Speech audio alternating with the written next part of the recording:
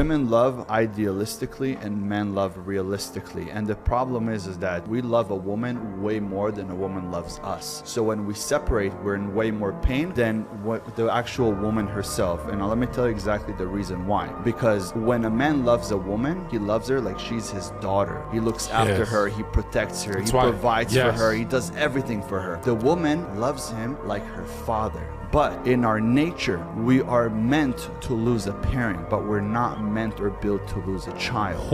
And a man loses a child when him and his woman separates. And it's way more heartbreaking. Okay, well, this guy is speaking facts. Well, at least based on what makes him feel safe. I'm the alpha, I'm the leader, I'm the one to trust. There is a reason why these grown men, including John Zherka, who wet himself listening to Ben say this. There's a reason why these grown adult men can only align with teenagers and the most naive girls possible. 19. 29. I like them young. Well, see, when they're 19, you can train them. The one guy won't take any girl who's over 21 and not a virgin seriously. Not a day over the age of 21. And Zherka, well, he publicly talks about going under 18. What's your age? I'm 18. But I love teenagers.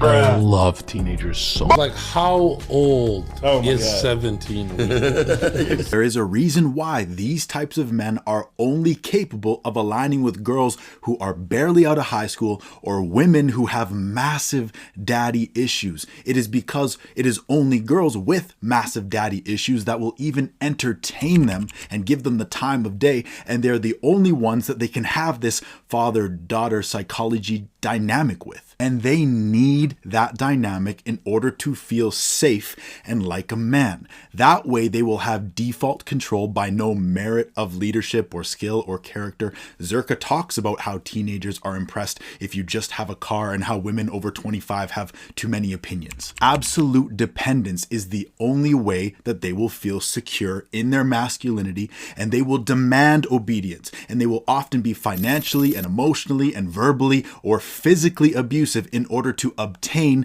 and sustain that power. They are tyrants, not leaders. They are mice, not men, hiding behind ego and threats of violence, muscles, tattoos, and money to mask the wounded boy who is still on the inside. You ain't hard, you're hurt. That's what I tell these motherfuckers out here. You ain't hard, you're hurt, motherfucker. Yeah, there's a... Oh, better pay attention to that one.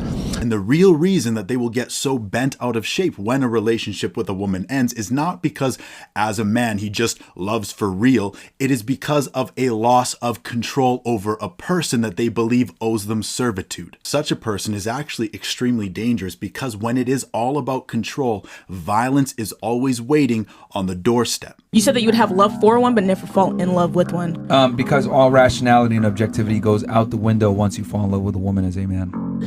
And that's when you open yourself up and you become susceptible to making really bad decisions like hitting a woman or attacking a woman because of your emotions blinding you. It's because men love women for real. Like, we don't love women on like what they provide. Can you imagine your daughter or your sister or any other woman that you love marrying a man who speaks like this?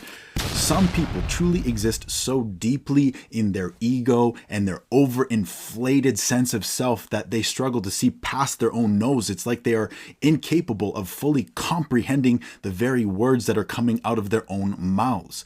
I think, though, it is important to ask and explore the reasons as to why these types of guys are so popular right now.